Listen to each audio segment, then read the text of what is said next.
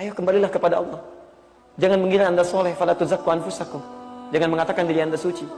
Pada hidayah itu soleh ya, baik, belum tentu. Mungkin Allah cuma tutup aib saya saja, sehingga tidak tampak pada Anda. Tutup. Jadi ketika Anda merasa berbuat salah, selalu ada peluang pintu terbuka untuk berubah menjadi lebih baik. Tapi ketika Anda merasa baik, jauhi itu, karena mungkin Anda terjebak dalam kesalahan. Jadi jika Anda tidak mampu berlomba dengan orang soleh meningkatkan kebaikan, sebaiknya segera Anda berlomba dengan para pendosa untuk berubah jadi lebih baik. Istighfar. Kalau Anda sudah istighfarnya benar, mohon ampun kepada Allah, dosa sudah dihilangkan, di antara tandanya Anda berubah jadi lebih baik. Lebih santun, lebih senang ke masjid. Itu tanda pertama dari Allah bahwa Allah sudah menerima taubat Anda. Dekati Allah dengan kebaikan. Sempurnakan. Ingat betul, tidak ada orang sempurna. Tidak ada orang sempurna. Ketika Anda berbuat salah, kemudian ada tanda untuk kembali kepada Allah, itu tanda cinta Allah. Dekati Allah, berubah. Mudah-mudahan selalu ingat, kita akan wafat kapanpun. Ketika Anda ingat itu, maka ada dorongan kita untuk berubah insya Allah. Mudah-mudahan diwafatkan dalam keadaan husnul khatimah. Teman-teman, kalau sudah kita dapatkan itu, Masya Allah, wa nudkhilkum mudkhalan kariba. Dan Allah akan masukkan Anda ke tempat masuk yang mulia. Mulia. Ya, jadi bisa diartikan dalam fase dunia, sikap Anda lebih mulia, tutur Anda lebih mulia, sikap Anda lebih mulia, dan bisa diartikan dengan fase akhirat, ditempatkan di tempat mulia di akhirat, di jannahnya. Dan tidak sedikit dulu di masa sahabat Nabi, ada orang-orang tindakannya begitu luar biasa. Banyak maksiatnya. Kalau orang Bandung bilang baragajul katanya, ya, banyak sekali keburukan dan sebagainya, segala halnya gitu kan. Tapi Masya Allah, inilah dia, maut tidak pilih-pilih kapan datang. Begitu muncul tanda untuk berubah, tergerak dia berubah. Bersyahadat kepada Nabi, berjanji untuk tidak mengulangi. Naik ke atas untanya, begitu naik untanya kepeleset, jatuh ke lubang, dia ikut meninggal. Ikut meninggal. Baru mau berubah, taubat, masuk Islam, bersyahadat, meninggal. Kata Nabi, ini manusia paling beruntung. Tidak bercampur keimanan dengan kezaliman. Maksudnya masuk Islam, meninggal dunia, tidak ada peluang berbuat maksiat. Ini beruntung sekali. Kita tidak tahu teman-teman, siapa yang pernah berbuat maksiat besar saat ini. Tapi terbuka peluang untuk bertobat, Anda jangan tunda.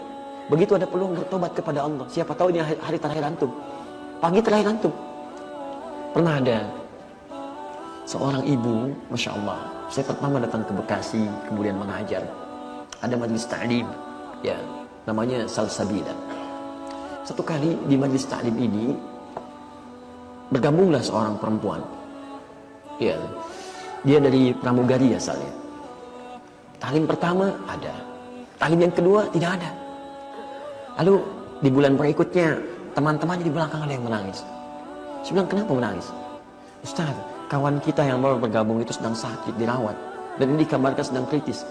Ya, kena cancer dia. Cancer itu kan. Kemudian, ya insya Allah kita doakan nanti setelah selesai. Begitu di pertengahan kajian, agak semakin kencang tangisannya. Kenapa? Ternyata kawan kita tadi sudah dipanggil oleh Allah Subhanahu wa Ta'ala. Kata inna lillahi wa inna ilaihi raji'un. Kita doakan pada Allah Subhanahu wa Ta'ala. Dan malamnya, malam Jumat Pak, Masya Allah, kami datang ke rumahnya untuk bertakziah. Dilihat, Masya Allah, antum tahu apa yang terjadi? Baru ikut ta'lim pertama kali, ya, sekali baru ikut ta'lim itu, diberi sakit oleh Allah Subhanahu wa Ta'ala. Antum tahu apa yang terjadi?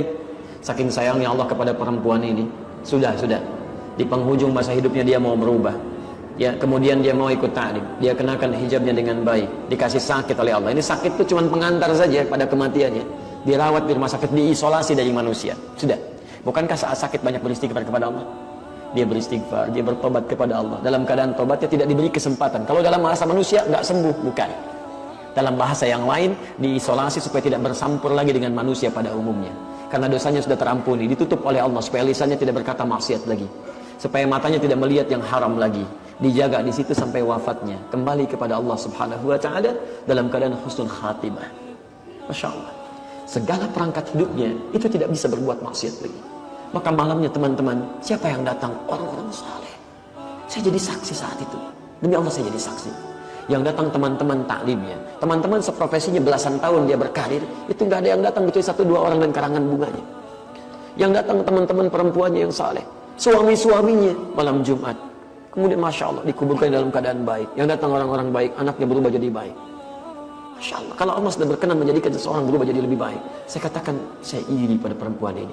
Iri saya. Saya masih hidup sampai sekarang, masih terbuka kesempatan berbuat maksiat. Perempuan ini Masya Allah mungkin dipandang sebelah mata oleh orang lain. tapi hidupnya husnul khatimah dengan izin Allah Subhanahu wa taala. Kita tidak tahu siapa yang akan wafat dalam keadaan husnul khatimah atau su'ul khatimah. Karena itu antum mesti hati-hati. Kalau antum satu kali teringat untuk berbuat maksiat, bayangkan pada saat itu antum akan meninggal dunia. Maka itu akan lebih mudah membuat diri kita untuk bertobat.